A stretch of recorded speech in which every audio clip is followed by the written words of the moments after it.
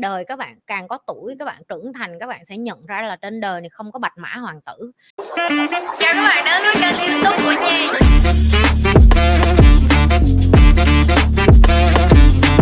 Kéo ghế sát vô.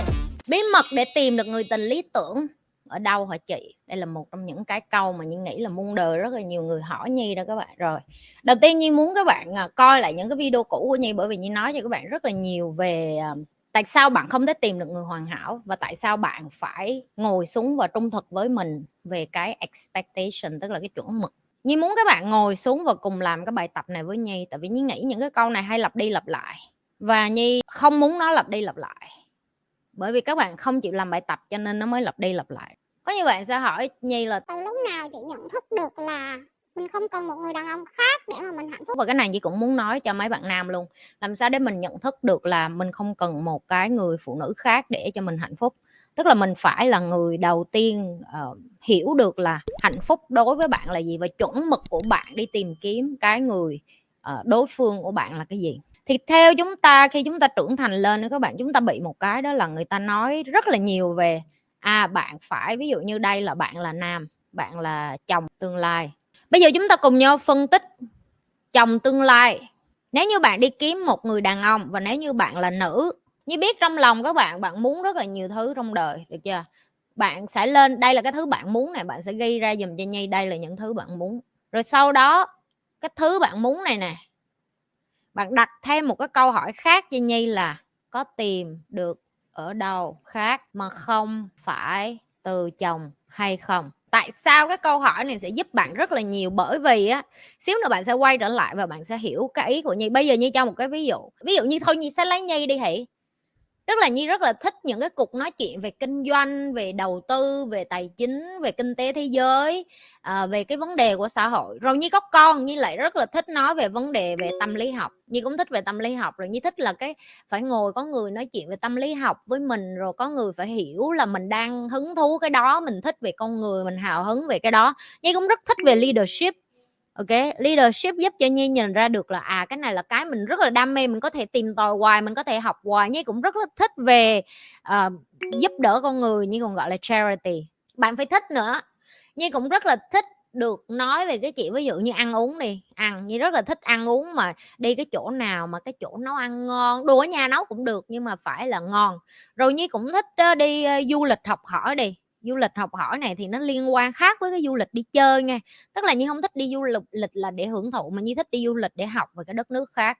Rồi đây là cái ví dụ của Nhi. Rồi Nhi muốn cho bạn ngồi và bạn ghi những cái thứ mà bạn thích, những cái thứ mà bạn kiểu như là trong câu chuyện coi phim Sến Súa hồi xưa của bạn là tôi muốn chia sẻ cái này với cái người bạn đời của tôi, mà cái người mà tâm đầu ý hợp, mà tôi nói đến đâu là cả đã đến đó. Kiểu như tôi rất sướng khi mà tôi có thể tâm sự với người ta về cái khoản đó. Ví dụ người ta tâm sự với tôi về là kinh doanh đi, tôi máu lửa, tôi muốn được ngồi nói chuyện với người đó về kinh doanh. Tôi cũng muốn nói về tâm lý học của người đó, tôi cũng muốn nói với người đó về leadership charity, ví dụ như vậy. Và khi các bạn cho được bản thân mình cái câu hỏi là tôi có tìm được ở đâu khác mà ai đó không phải là chồng của tôi mà nói chuyện về kinh doanh hay không? Và các bạn biết khi mà Nhi làm cái bài tập này xong Nhi mới nhận ra là số 1 có, đó là mentor của Nhi. Nhi có thể ngồi nói chuyện với các thầy của Nhi say sưa về kinh doanh. Nhi có thể nói với các thầy say sưa về chuyện thế giới nó đang đi về đâu, nền kinh tế nó đi về đâu, doanh nghiệp nên làm thế nào, đầu tư vô đâu, làm sao để mà quản trị được cái công ty của mình, làm sao để công ty của mình lên một cái tầng khác. Rồi tâm lý học, Nhi cũng có thể nói chuyện được với giáo sư của Nhi các bạn. Giáo sư mà dạy cho Nhi về tâm lý học, những cái người là giáo sư hàng đầu về tâm lý học ở sinh, họ có thể chia sẻ cho Nhi là tâm lý tội phạm là cái gì, tại sao con người suy nghĩ như vậy, thế giới quan của họ nó ảnh hưởng như thế nào và vân vân. Rồi Nhi cũng trả lời được tiếp leadership. Nhi có thể nói chuyện với những leader khác các bạn. Ví dụ như có thể ngồi và tâm sự với team của Nhi về leadership. Nhi có thể dạy cho những bạn đang hứng thú về leadership. Nhi cũng có thể nói chuyện với bạn của Nhi, ví dụ như anh YJ hay là anh Adrian hay là chị Cami hay là những cái người khác Nhi vận hành doanh nghiệp chung. Tụi Nhi có thể ngồi nói chuyện về leadership miết mấy tiếng đồng hồ và không chán. Rồi ăn uống, ăn uống là đâu có thiếu đâu. Nhi lại có thể nói chuyện với chị Susan về ăn uống chẳng hạn, thì Nhi lại bỏ tiếp ở đây là có các bạn, ăn uống. Và Nhi đoán là người Việt Nam mình chắc cái phần bạn mà ăn uống này á, chắc là cái phần mà nhiều nhất, dễ kiếm nhất, đúng không? Rồi, tại sao Nhi nói các bạn ghi hết cái này ra, các bạn sẽ ngạc nhiên là bạn có thể đi tìm những người đó và không nhất thiết là cái người chồng tương lai của bạn. Thì cái bài tập bên này của bạn sẽ rất là dễ hơn. Đây chính là cái bí mật mà Nhi muốn bật mí cho các bạn. Đây chính là người tình lý tưởng của bạn. Lý tưởng ở đây á là những cái chuẩn mực của bạn cho họ không quá cao nữa. Ví dụ bạn không thể nói chuyện với họ chuyện kinh doanh được, nhưng mà có một thứ bạn biết bạn với chồng tương lai của bạn phải cùng làm chung, đó là cái gì không? Người cha tử tế cho con bạn. Xong rồi bạn lại phân tích ra tử tế bao gồm những yếu tố gì gọi là một người cha tử tế. Một người chồng trách nhiệm. Giờ chúng ta lại quay trở lại trách nhiệm. Vậy thì người chồng trách nhiệm này bao gồm những cái gạch đầu dòng gì? Các bạn không thể nào gộp chung những cái thứ bạn muốn với cái người tình lý tưởng của bạn được. Và càng sớm khi các bạn ngồi xuống và các bạn làm bài tập này ngay lúc này chung với Nhi, các bạn sẽ nhìn thấy được là hóa ra xưa giờ cái thứ mà phía bên này các bạn, cái mà bên mà bạn nghĩ là mình muốn tất cả những thứ này của người đàn ông của mình, các bạn sẽ nhận ra là hình như không phải. Bạn muốn nó cho bạn ích kỷ thôi, nhưng mà bạn vô tình bạn đưa qua cái áp lực cho cái người chồng tương lai của bạn, trong khi chính bạn cũng đâu có hoàn hảo. Như đã lặp câu này rất là nhiều, không ai hoàn hảo hết. Chúng ta phải ngồi xuống để trung thực với nhau là bạn tìm kiếm gì ở trong cái người bạn tình của bạn, người lý tưởng này. Người ta ở với bạn, người ta chỉ cần làm tốt 3 thứ nhưng nghĩ là họ đã đủ là chồng tử tế của bạn này, là một làm cha tử tế cho con bạn nè, và một người gọi là có lập trường nhất quán và có ước mơ của họ là được rồi.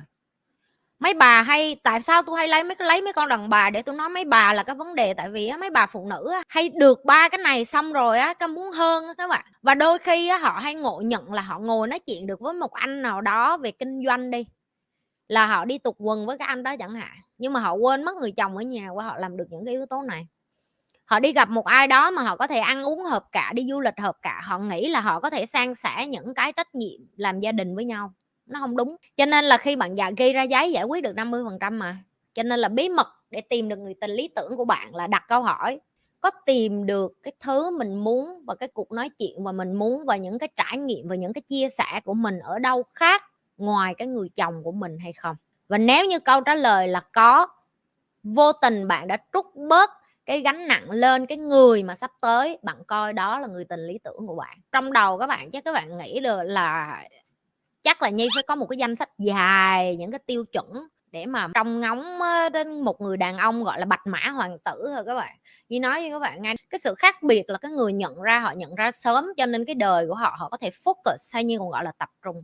Còn những cái người mà họ cứ ngồi đó họ ảo tưởng, bởi vì họ không dám làm những cái bài tập Nhi đưa. Vì nếu các bạn thật sự ngồi xuống bạn làm cái bài tập này bạn nhìn bạn khó chịu lắm. Đừng có quên là like, share và subscribe cái kênh của Nhi. Nếu các bạn coi hết video của Nhi và thích những cái điều Nhi đang làm, tiếp tục lan tỏa cho những người khác.